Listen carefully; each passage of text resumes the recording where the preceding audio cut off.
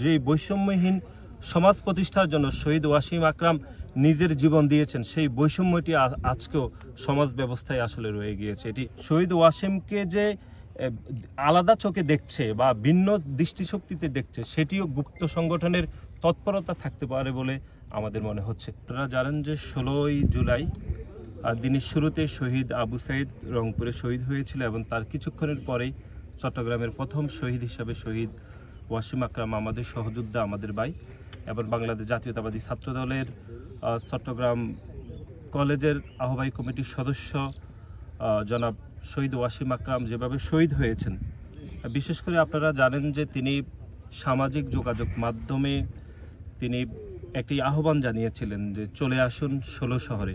এই আহ্বান শুধুমাত্র কোটা সংস্কারের জন্য ছিল না বা একটি চাকরি পাওয়ার জন্য ছিল না, যে কথাটি আসলে বারবার বলতে হয়।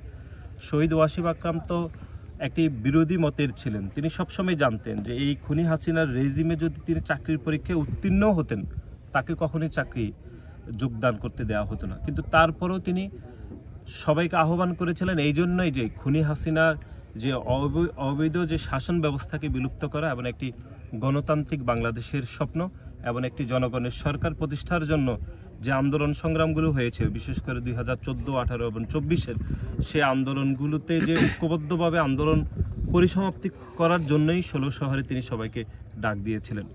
সুতরাং আজকের এই দিনে দাঁড়িয়ে যেটি একটু আগে আপনারা বললেন, আমাদের সংগঠনের সিনিয়র সহসভাপতি যেটি বললেন, এটি খুবই অনাকাঙ্ক্ষিত। যে এর আগেও আমরা বহুবার গণমাধ্যমে বলেছি যে বাংলাদেশে জুলাই এবং আগস্টে যতজন শহীদ হয়েছে তার মধ্যে আইকনিক শহীদ হিসাবে শহীদ ওয়াসিম, শহীদ আবু সাইদ, শহীদ মুগ্ধর নামটি সমুচ্চর উচ্চারিত হচ্ছে।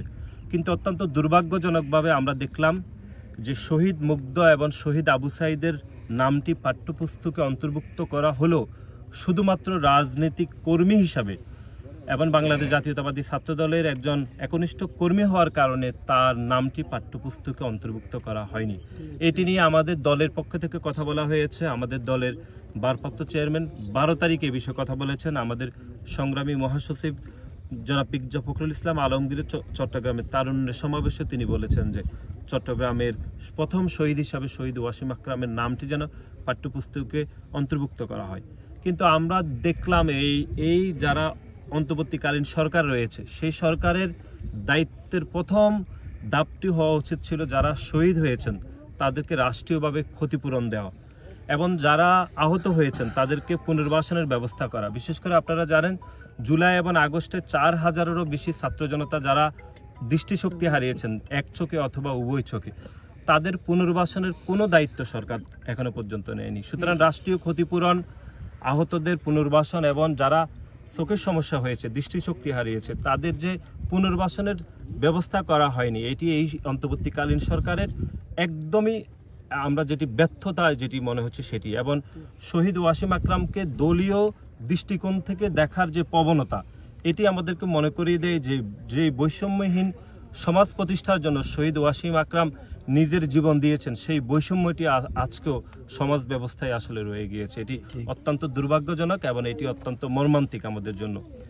এবং আমরা বাংলাদেশ জাতীয়তাবাদী ছাত্র দলের পরিবারের পক্ষ থেকে আমরা যেটি অনুধাবন করছি যে জুলাই আমাদের সকলের, জুলাইয়ের যে আন্দোলন সেটি আমাদের সকলের ছিল, জুলাইয়ের সকল শহীদ আমাদের, জুলাইয়ের যত সফলতা আছে সেটি আমাদের সকলের। একই সাথে জুলাইয়ের যে ব্যর্থতাগুলো, বিশেষ করে যেটি বারবার বলতে হয় সেটি হচ্ছে যারা শহীদ হয়েছে তাদের রাষ্ট্রীয় ক্ষতিপূরণ দেওয়ার দায়ভার যাদের দেওয়া উচিত ছিল, যাদের উপর অর্পিত করেছে জনগণ, তারা এটি চরমভাবে ব্যর্থ হয়েছে। ক্ষতিগ্রস্ত যারা হয়েছে তাদের পুনর্বাসনে ব্যর্থ হয়েছে, যারা দৃষ্টিশক্তি হারিয়েছেন তাদেরও পুনর্বাসনে সরকার ব্যর্থ হয়েছে। এবং বাংলাদেশ জাতীয়তাবাদী ছাত্র দলের 142 জন নেতাকর্মী এই জুলাই আগস্টে যারা শহীদ হয়েছেন, কিন্তু বাংলাদেশের অন্য কোনো ছাত্র সংগঠন এখনো পর্যন্ত তাদের কতজন নেতাকর্মী আদৌ আন্দোলনে অংশগ্রহণ করেছেন কিনা। বিশেষ করে আপনারা জানেন যে একটি গুপ্ত সংগঠন, যে সংগঠন বিভিন্ন প্রোপাগান্ডায় এখন জড়িত রয়েছে, তাদের শীর্ষ কোনো নেতৃত্ব জুলাই এবং আগস্টে আদৌ আন্দোলন করেছেন কিনা এটি জনমনে সন্দেহ রয়েছে। এবং তারা জুলাই আগস্টে আন্দোলনে ছিলেন এরকম একটি তথ্য প্রমাণও কিন্তু গণমাধ্যমে তারা হাজির করেনি। সুতরাং এখনকার যে শহীদ ওয়াসিমকে যে আলাদা চোখে দেখছে বা ভিন্ন দৃষ্টিশক্তিতে দেখছে, সেটিও গুপ্ত সংগঠনের তৎপরতা থাকতে পারে বলে আমাদের মনে হচ্ছে।